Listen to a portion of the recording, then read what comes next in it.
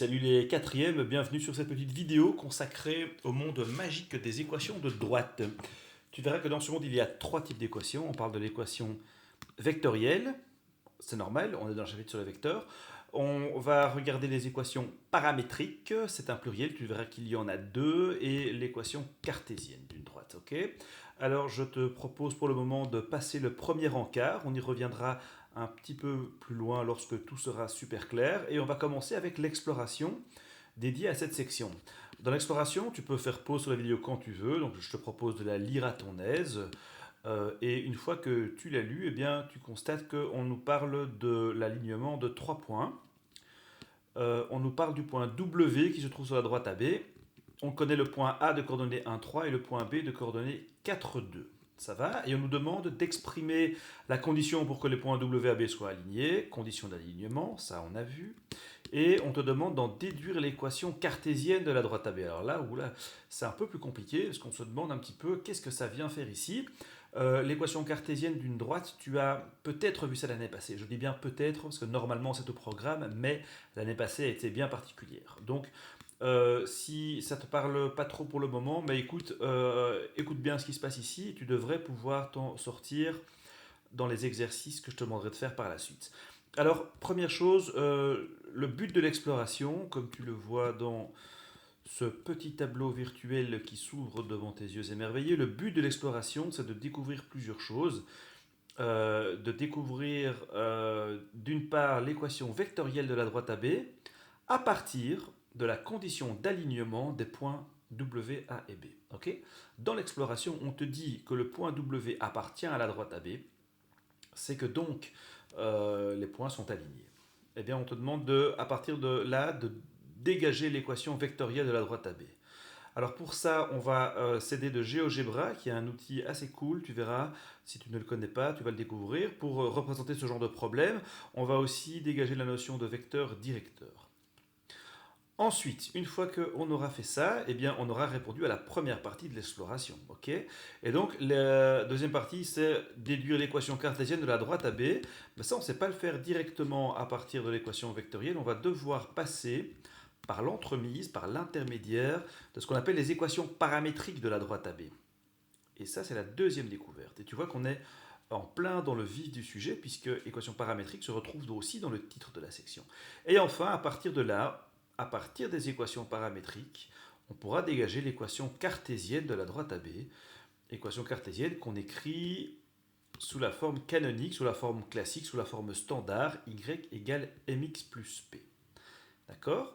Donc là, tu vois vraiment l'objectif de cette exploration. Eh bien, le but, c'est vraiment qu'à l'issue de cette exploration, tu sois toi aussi capable de dégager tour à tour ces trois équations. Bien. Alors, je te propose de te pencher d'abord sur l'outil GeoGebra pour comprendre l'énoncé dont il est question ici. On te parle d'un point WXY, mais XY on ne connaît pas, c'est un peu abstrait. Par contre, les points A et le point B, eux, ils ont clairement été donnés, quantifiés dans l'énoncé. Leurs coordonnées ont une valeur, 1 et 3 et 4, 2, respectivement pour A et B. Et bien ça, tu vois que je peux le représenter dans GeoGebra. Donc je te montre ici à quoi ressemble GeoGebra. C'est un petit outil qui est tout à fait gratuit et disponible sur Internet. On pourra une fois faire une petite session si on a le temps en classe. Mais moi, je te montre ici dans mon ordinateur à quoi ça ressemble. Eh bien, tu vois que j'ai un graphe cartésien. Donc, j'ai un plan ici muni d'un repère orthonormé. Donc, j'ai mon graphe ici cartésien dans lequel je peux introduire le point A de coordonnées 1, 3, c'est celui qui clignote là, et le point B de coordonnées 4, 2. Donc ça, jusque-là, pas de problème, ça fait partie de l'énoncé. Je représente mon énoncé à l'aide d'un petit dessin. On me parle aussi de la droite AB dans l'énoncé, que tu as normalement toujours sous les yeux, et je peux évidemment aussi ajouter la droite AB. Ça va? Donc ne te focalise pas sur les parties avec les formules à gauche, ça c'est mon job. Toi, ton job, c'est de bien comprendre ce qui se passe sur le dessin. Ok. Alors, on a jusqu'à présent observé qu'il y avait bien une seule droite AB qui passait par le point A et par le point B. Ça, tu le savais déjà, c'est un des axiomes d'Euclide. Mais on nous parle aussi du point W et on nous dit que le point W se trouve sur la droite AB. Je te rappelle que si tu reviens sur l'énoncé, on dit bien que le point W de coordonnées x, y se trouve sur la droite AB. Alors tu vas dire, mais monsieur, le point W, x, y, on ne le connaît pas, puisqu'on ne connaît pas ses coordonnées, puisque c'est des inconnus x et y. Oui, mais qu'est-ce que ça veut dire quand on ne connaît pas les coordonnées? Ça veut dire qu'a priori, ça peut être n'importe quel point. D'accord? Plutôt que de dire que c'est inconnu, on va dire que c'est indéterminé. Mais donc tu vois que moi, si je fais apparaître un point W, il est sur la droite AB, eh bien moi je peux te dire que on pourrait mesurer ces coordonnées ici, hein, mais a priori je ne les connais pas, je l'ai un peu introduit au hasard. Et tu peux constater que si je change ici mon petit curseur, là je l'ai programmé, ne te demande pas encore comment. Pour le moment, observe-toi de constater que quand je bouge mon curseur, eh bien mon point W, il se balade sur la droite. D'accord? Donc tu pourrais effectivement à chaque fois aller mesurer dans le graphe cartésien les coordonnées et connaître le point W. Mais ce qu'on veut dire dans l'énoncé, quand le point W n'a pas de chiffre, ça veut dire que ça peut être n'importe quelle valeur. Tu vois qu'ici, le point W, il a différentes valeurs de X et différentes valeurs de Y. Néanmoins, il y a une contrainte qui est respectée, il se trouve sur la droite AB. Voilà. Donc ça, c'est vraiment mon énoncé. Il y a un point W, donc je ne connais pas les coordonnées sont indéterminées. Ça peut être beaucoup de choses. Donc il y a ce n'est pas un point bien défini dans mon plan, mais il se balade sur la droite AB. La droite AB, il est fini par le point A et le point B, où le point A et le point B sont, où les points A et B pardon, sont clairement identifiés dans le plan. Ok? À partir de là, ben, si tu fais le lien avec tout ce qu'on a vu juste avant, tu devrais pouvoir clairement visualiser que les points W, A et B sont alignés. Et donc, tu dois clairement pouvoir faire le lien avec la notion de condition d'alignement de vecteurs. C'est exactement ce qu'on te demande dans l'exploration. Exprime la condition pour que les points W, A et B soient alignés. C'est la condition d'alignement. On en a encore fait beaucoup lors des derniers cours à distance. C'est aussi une des questions du test. La condition pour que des points soient alignés, eh bien, c'est ce que je te marque ici, dans mon petit tableau virtuel en vert. Le point W, là, avec ses coordonnées x, y, qui ne sont pas fixées, qui sont un peu indéterminées, mais il est sur la droite AB. Ça veut dire quoi? Ça veut dire que les points A, B et W sont alignés. Et ça veut dire quoi? Vectoriellement, ça veut dire que le vecteur AW, c'est un multiple du vecteur AB. Le vecteur AW est proportionnel au vecteur AB et le facteur de proportionnalité, c'est le réel K. Donc ça veut dire que le vecteur AW est parallèle au vecteur AB. Okay, c'est bien la condition d'alignement des points A, W et B. Pourquoi? Parce qu'à partir de seulement 3 points, A, B et W, j'ai réussi à construire deux vecteurs parallèles. Et bien de nouveau, on va se refocaliser sur GeoGebra parce qu'à partir de ce dessin ici, comme je connais le point A et le point B, je peux construire le vecteur AB que je fais apparaître ici. Hop, tu vois qu'il apparaît en noir. Or, mes points A et B sont bleus et ma droite est bleue. Alors moi, je vais changer la couleur et lui donner un beau bleu profond. Bim. Voilà, c'est quand même vachement plus beau. Et donc ça, c'est pour le vecteur AB. Mais je peux aussi créer le vecteur AW puisque A et W sont représentés sur mon dessin. Voilà. La seule chose, c'est que le point W, il peut bouger sur ma droite, ça peut être n'importe quel point de ma droite, et donc le vecteur AW va aussi bouger. Okay, donc pour te le montrer très clairement, je vais un instant masquer le vecteur AB et un instant masquer les points A et B. Si tu te focalises uniquement sur le vecteur AW, eh bien, tu vois bien que c'est un vecteur qui va aussi changer, il va avoir un petit aspect de différence selon la position du point W. Mais le point W est toujours sur la droite AB, donc le vecteur AW est toujours parallèle au vecteur AB. C'est exactement ce que tu vois. Et c'est exactement l'interprétation graphique du critère dont on a beaucoup parlé jusqu'à présent d'alignement de 3 points. Ok? Voilà. Ça, il me semble que c'est une chouette manière de revoir ou de synthétiser, en tout cas de te convaincre que tu avais bien compris la condition d'alignement de 3 points. Voilà, et ça va même plus fort. Là, je vais ouvrir un autre tableau virtuel. Je vais fermer celui-ci un instant. C'est encore plus fort parce que je peux aussi constater que si un point n'est pas sur la droite AB, par exemple, moi je vais te montrer un point rouge ici qui n'est pas sur la droite AB. Je vais le faire apparaître dans une seconde. Hop, hop, hop, hop, hop, hop, hop, hop, hop. Voilà, le point Z ici, hop, que je fais apparaître. Oups, attends, excuse-moi, Voilà, le point Z que je fais apparaître ici, il n'est clairement pas sur la droite AB. Ça va? Donc là, j'espère que tu en es bien convaincu. Le point Z n'est clairement pas sur la droite AB. Tu fais la correspondance entre le graphique en dessous et mon petit tableau virtuel vert au-dessus. Qu'est-ce que ça signifie? Ça signifie que les points A, B et Z, évidemment, ne sont pas alignés. Et c'est bien ce que tu vois. A, Z et B ne sont pas alignés. Mais donc, ça signifie que le vecteur AZ n'est pas un multiple du vecteur AB. Je peux aller dessiner le vecteur AZ. Voilà. Et tu vois que le vecteur AZ n'est pas un multiple du vecteur AB. Ok, donc de nouveau, je peux faire déplacer mon point Z. Tu vois bien que tant que mon point Z n'est pas sur la droite AB, le vecteur AZ n'est pas un multiple du vecteur AB. Puis, pour une certaine valeur de Z, lorsqu'il se retrouve sur la droite, tu vois là que Z se trouve sur la droite AB, eh bien le vecteur AZ est un multiple de AB. Mais donc la plupart du temps, il n'y est pas. Et donc pour le point là que je te montre maintenant et sur lequel je m'arrête, les points A, B et Z ne sont pas alignés. Ça veut dire que Z n'appartient pas à la droite AB. Ça veut dire que la relation vectorielle AZ égale K fois AB n'est pas respectée. Ok? Donc on a bien quelque chose de très très fort ici pour décrire une droite. Si un point est W, c'est ce que tu revois au-dessus, si le point W est sur la droite, la relation vectorielle AW égale K fois AB est vraie.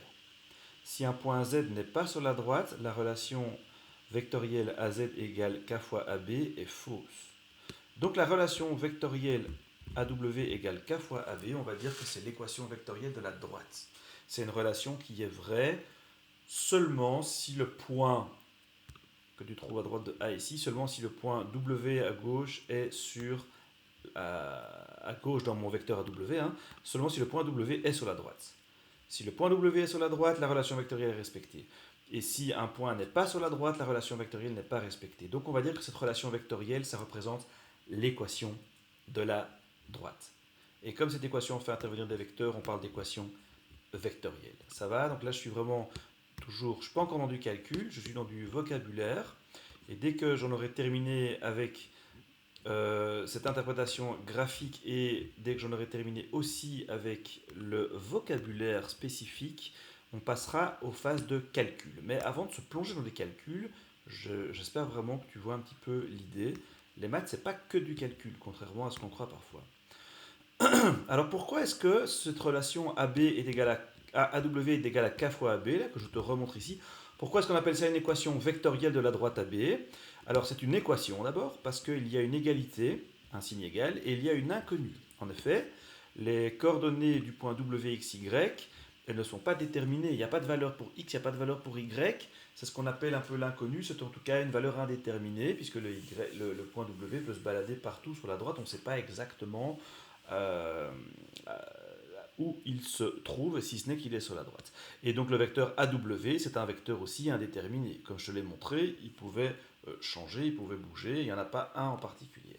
Ça va? Donc c'est une équation, parce qu'il y a une égalité et une inconnue.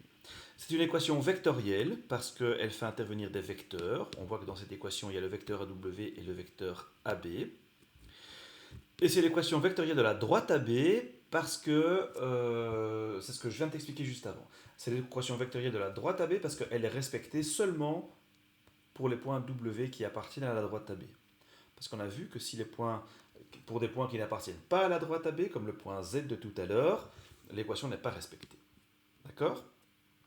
Donc voilà, fais pause éventuellement sur ta vidéo si tu veux prendre des notes et compléter ton propre cours. Mais moi, pour le moment, j'en ai terminé avec les notions de vocabulaire et on va pouvoir se lancer dans les éléments plus de calcul. D'accord? Je reviens alors dans mon dossier. Donc le but de l'exploration, première étape, comme je t'avais expliqué, première étape, l'équation vectorielle de la droite AB à partir de la condition des points d'alignement? Eh bien, on va simplement écrire la condition d'alignement, hein, AW égale K fois AB. Et là, je viens de t'expliquer pourquoi pourquoi on appelle cette relation, l'équation vectorielle de la droite AB. Mais donc, cette condition d'alignement nous donne directement l'équation vectorielle de la droite AB. Et AB, on le connaît puisque je connais les points A et les points B, en tout cas les coordonnées du point A et du point B. Donc je trouve que AB vaut 3 moins 1. Le vecteur AW, je ne le connais pas, mais je peux l'exprimer quand même comme un vecteur colonne, puisque je connais le point le point A qui vaut 1, 3. Donc le vecteur AW, c'est x moins 1, y moins 3. XY, ce sont les coordonnées d'un point de la droite. Et donc, si je veux écrire ma relation vectorielle cette fois-ci en utilisant les composantes, je remplace le vecteur AB par ses composantes 3 moins 1, je remplace le vecteur AW par ses composantes x moins 1, y moins 3, et j'obtiens l'équation vectorielle de la droite AB en utilisant l'écriture avec les composantes. D'accord?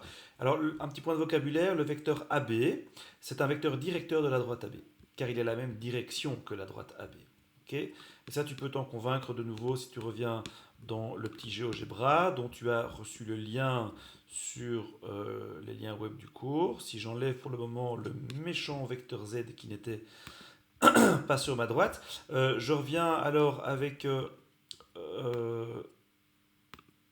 la notion de vecteur directeur. Tu vois bien que le vecteur AB ici, il est évidemment parallèle à la droite, puisque les points A et B appartiennent à la droite. Donc la direction du vecteur AB est la même que la direction de la droite, et c'est pour ça qu'on appelle le vecteur AB un vecteur directeur, parce que c'est un vecteur qui a la même direction que la droite, c'est un vecteur qui est parallèle à la droite. Okay? Donc retiens bien cette notion de vocabulaire, ça va revenir en permanence dans cette section du chapitre.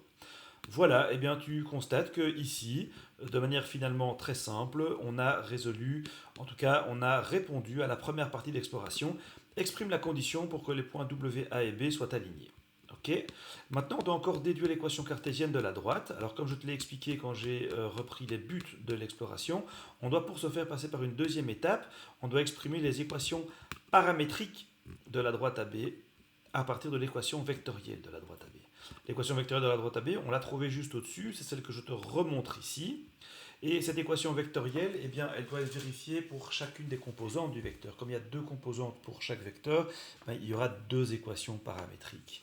D'accord? Parce que la première équation paramétrique, ça va être l'équation qui concerne la première composante des vecteurs. C'est-à-dire que x-1 doit être égal à k fois 3. K fois 3, c'est 3k. x-1 égale 3k. Et la deuxième équation paramétrique correspond à la deuxième composante de l'équation vectorielle. y-3 est égal à k fois moins 1, autrement dit y-3 égale moins k. Donc les équations paramétriques, ce sont deux équations qui doivent être vraies en même temps. D'accord? La petite accolade là que tu vois à gauche, que je n'arrive pas à te souligner, donc la petite scroll qu'on appelle donc une accolade sur la gauche, ça signifie que les deux équations doivent être vraies toutes les deux en même temps. Ce n'est pas l'une ou l'autre, c'est l'une et l'autre. Bien, tu vois bien que ici, je peux faire une petite manipulation algébrique, je peux isoler les variables x, y à gauche, et tu tombes sur une valeur plus courante de représenter les équations paramétriques d'une droite. C'est x égale 3k plus 1, y égale moins k plus 3. Tu peux aussi mettre le 1 à gauche, ça ne change pas grand-chose. Souvent, et je vais le faire tout sous tes yeux, souvent on écrit même plutôt x égale 1 plus 3k et y égale 3 moins k. D'accord? J'ai simplement interverti les deux termes. Ok? Alors en termes de vocabulaire de nouveau, tu vois bien que ce que je viens de te montrer, ce sont les équations paramétriques sans surprise. Mais c'est une relation double, hein, quelque part, il y a deux équations. Donc ce sont donc les équations paramétriques de la droite AB. Pourquoi ce sont les équations paramétriques de la droite AB? Parce qu'elles viennent directement de l'équation vectorielle de la droite AB. D'accord? Donc ça concerne bien la droite AB. Ces équations sont respectées seulement pour les points x, y, les points de coordonnées x, y qui appartiennent à la droite AB. C'est bien ce que je te mets ici, si tu fais pause sur ta vidéo. Alors, les vecteurs n'apparaissent plus explicitement dans cette équation, tu ne vois plus de notation flèche. Par contre, le paramètre k est toujours là, et c'est pour cette raison qu'on appelle ça les équations paramétriques. Donc le mot paramétrique vient du paramètre k qui est toujours dans les équations paramétriques, qui apparaît toujours dans les équations paramétriques. Ok? Donc c'est plus une équation vectorielle parce que la notation vecteur a disparu, mais k est toujours là. Voilà. Alors j'aimerais bien que tu observes un petit peu ce que je te montre ici. Ça c'est vraiment une observation très importante. On retrouve dans cette équation le vecteur directeur et le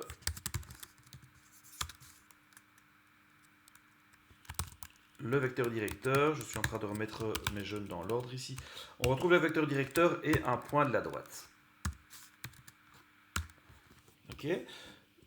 Donc ça c'est super important. Ça veut dire quoi? Ça veut dire que si je te donne des équations paramétriques d'une droite, toi, tu es capable maintenant de donner le vecteur directeur, en tout cas un vecteur directeur de la droite et un point de la droite. Comment? Eh bien, tu vois bien que les chiffres réels qui se trouvent devant le paramètre k, donc les coefficients du paramètre k, c'est-à-dire dans ce cas-ci 3 et moins 1, c'est, tu reconnais le vecteur AB, 3 moins 1. Et le vecteur AB, tu avais compris que c'était un vecteur directeur de la droite AB, puisqu'il a la même direction que la droite AB. Ok? Voilà, j'ai remis tout à l'endroit. Donc tu vois bien que les nombres 3 et moins 1, ça correspond à un vecteur directeur de la droite. Donc les nombres que tu trouves devant le K, ça correspond à un vecteur directeur de la droite AB. Et les nombres que tu trouves sans le K, les nombres un peu isolés par rapport à K, si je peux m'exprimer ainsi, eh bien c'est le 1 et le 3, et ça correspond au point A13, c'est-à-dire à un point de la droite.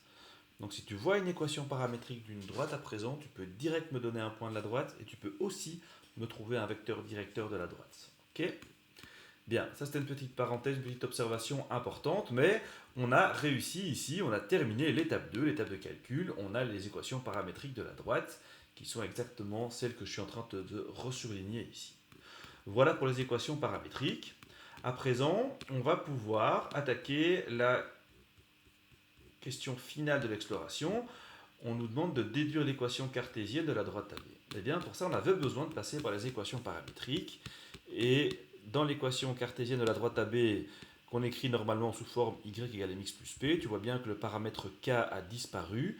Et en tout cas, il n'y a pas de paramètre k dans cette équation. Donc, à un moment donné, le jeu, ça va consister à éliminer k. Ok? Donc, on a un ordre de mission très clair, éliminer k. Et pour ça, on prend des équations paramétriques. Et on va isoler k dans chacune d'elles. Donc la première équation paramétrique, si je reviens à ma forme d'équation paramétrique, celle qu'on avait trouvée avant de faire le petit nettoyage, c'était x-1 égale 3k. Et la deuxième, c'était y-3 égale moins k. Eh bien, tu vois que ces deux équations-là, je vais les mettre dans deux colonnes séparées. X-1 égale 3k à gauche, y-3 égale moins k à droite. Et dans ces deux équations, je vais isoler k. Je te laisse regarder le calcul en détail. Normalement, ça, ce sont des détails de calcul que tu es capable de faire. C'est de l'algèbre de base. Je t'ai quand même mis plein de petites précisions ici au cas où c'était pas clair. J'ai vraiment mis toutes les étapes, mais je ne vais pas les détailler oralement dans la vidéo. Ça, c'est ton job de t'assurer que tu es capable de le faire et que tu es capable de le faire même à l'aveugle, sans le correctif sous les yeux. Ça va? Tu dois savoir ce que ça veut dire isoler k et tu dois savoir le faire. En l'occurrence, moi à la fin, j'arrive à k égale x tiers moins 1 tiers dans la colonne de gauche. Et j'arrive à k égale moins y plus 3 dans la colonne de droite. D'accord? Donc mes deux équations paramétriques m'ont permis de trouver deux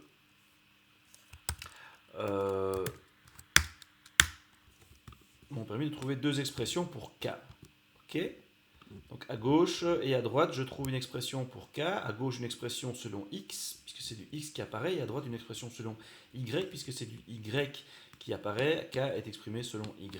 Et évidemment, là, on va partir de quelque chose de très simple qui réjouit toujours les élèves tellement c'est simple. On part évidemment de la relation k égale k. Tout va bien. Un chat, c'est un chat, un chien, c'est un chien, et k, c'est k. K est égal à k. Oui, mais on avait vu dans la colonne en haut à gauche, ce que je te souligne ici, que k, c'est x divisé par 3 moins 1 tiers. Donc, je remplace le k de gauche dans l'équation k égale k, je remplace le k de gauche par x tiers moins 1 tiers, et dans la colonne de droite, on avait trouvé que k est égal à moins y plus 3, donc, dans la relation k égale k, dans le cas de droite, je le remplace par moins y plus 3. Et tu vois que maintenant, j'ai une équation qui fait intervenir x et y, c'est-à-dire les coordonnées de mon point W, les coordonnées d'un point de la droite, mais k a disparu. Et donc on avait comme ordre de mission, rappelle-toi au début, d'éliminer K. Ok, et bien c'est exactement ce qu'on vient de faire. Donc là on a gagné. Alors je m'arrête une demi-seconde, j'ouvre mon petit tableau virtuel pour te faire un point de vocabulaire de nouveau, puisque on constate, comme je viens de te le dire par ailleurs, que cette équation de la droite ne fait intervenir que les coordonnées cartésiennes x et y du point W de départ.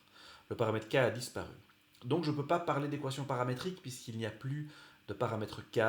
On va dire alors qu'on parle de l'équation cartésienne de la droite AB. Pourquoi cartésienne? Eh bien parce qu'il n'y a plus que les coordonnées cartésiennes x et y. Il n'y a plus de vecteurs, donc je ne peux pas parler d'équation vectorielle. Il n'y a plus de paramètres, je ne peux pas parler d'équation paramétrique. Mais il reste les coordonnées cartésiennes du point W, donc on parle d'équation cartésienne de la droite AB. Et de manière générale, tu vois que cette équation-là, eh bien, elle n'est pas hyper standard. On va on va la présenter de manière beaucoup plus standard pour le côté esthétique de la chose sous la forme y égale mx plus p. Ça, c'est la forme canonique. Donc, y égale mx plus p, ça veut dire quoi? Ça veut dire qu'on doit isoler y à gauche. Et on a de nouveau 36 étapes, enfin 36, c'est ma façon de parler évidemment. On a quelques étapes de calcul. De nouveau, je les ai super fort détaillées ici dans le document. Donc tu peux faire pause sur la vidéo et t'assurer que toi aussi tu es capable de le faire. Mais normalement, ça, tu es capable de gérer. Ok, ça fait partie de tout ce que tu as appris en première, deuxième, troisième. Donc, tu arrives au final avec y égale moins 1 tiers de x plus 10 tiers. Tu as isolé y à gauche.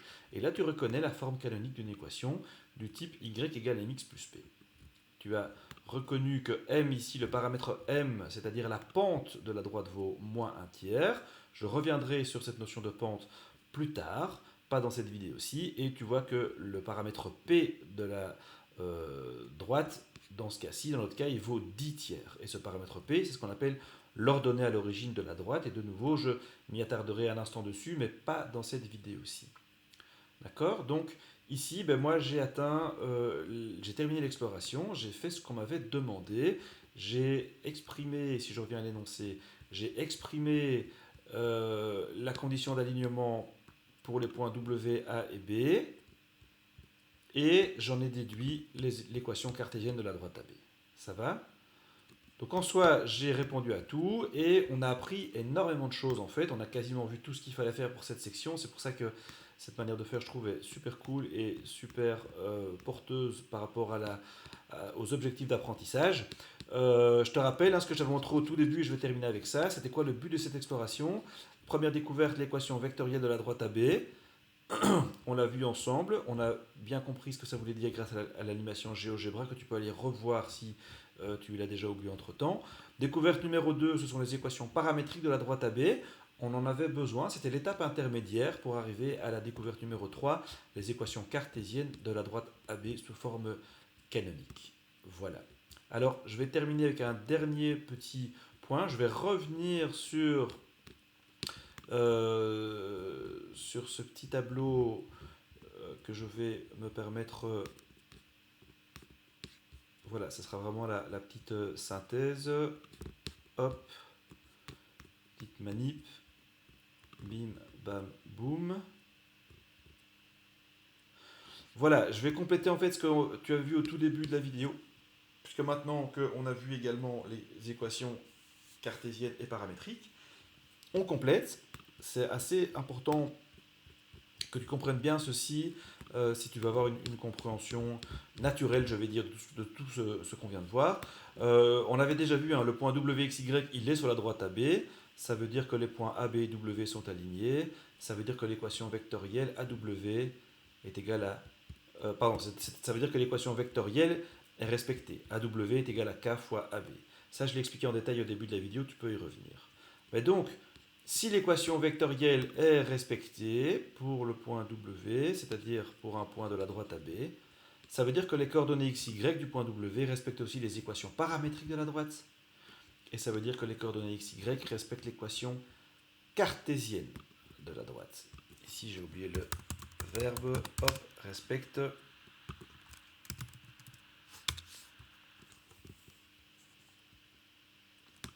Ok. Et pareil, inversement, si tu trouves un point Z qui n'est pas sur la droite AB, ça veut dire que les points A, B et Z ne sont pas alignés, ça veut dire que l'équation vectorielle AZ égale K fois AB n'est pas respectée, Et ça veut dire que les coordonnées x, y de z ne respectent pas les équations paramétriques de la droite. Et que les coordonnées x, y, z ne respectent pas l'équation cartésienne de la droite. Ça va? Ça, c'est vraiment important que tu comprennes. L'équation d'une droite, qu'elle soit vectorielle, paramétrique ou cartésienne, l'équation d'une droite, elle est respectée seulement pour les points qui sont sur la droite. Et elle n'est pas respectée pour tous les points qui ne sont pas sur la droite. D'accord? Ça, c'est vraiment super important, cette conclusion. Et d'ailleurs, c'est là-dessus que je vais terminer. Je te laisse travailler cette vidéo à ton aise. Et si tu as compris ça, eh bien, tu es tout à fait en mesure de faire les exercices 4, 5 et 6 de la page 19 que je te montre ici et que tu auras dans les instructions de la séquence de cours. Je te souhaite un excellent travail.